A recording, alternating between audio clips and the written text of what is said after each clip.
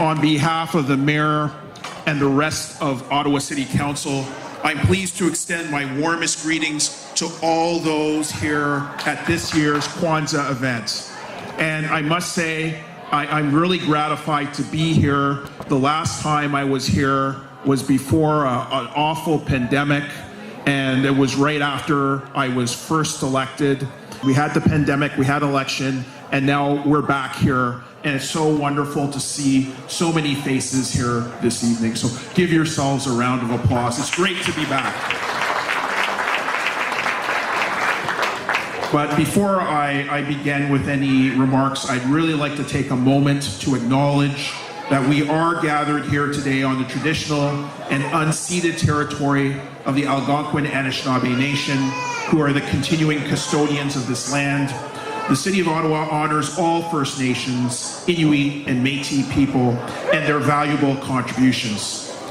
As Council Liaison for Anti-Racism and Ethnocultural Relations Initiatives, I'm happy to be with you today to acknowledge Kwanzaa as a time of learning, family, community, and celebration. As residents of the nation's capital and the most multicultural country in the world, it is important to acknowledge this week when families and communities come together to share a feast, to honor ancestors, to affirm historic bonds, and to celebrate African culture. This event, through its activities and performances, acknowledges the 7 principles of unity, self-determination, collective work and responsibility, cooperative economics, purpose, creativity, and faith. I would also like to thank the many volunteers who assisted in organizing this event. I hope you could applaud them. Look at this wonderful filled room. That can only be done with volunteers. Like most initiatives, this event relies on volunteer efforts to achieve its mission. Volunteers play a key role across the scope of nonprofit work, from working in offices to supporting programming throughout the African, Caribbean, and Black communities in Ottawa. I would like to encourage you, especially our youth, to volunteer on a regular basis. And I know there's so many people here who do that already, to strengthen our communities.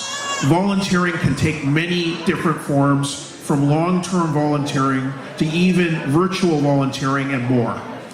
The value that volunteering brings to organizations is well known, but the impact of volunteering doesn't stop there.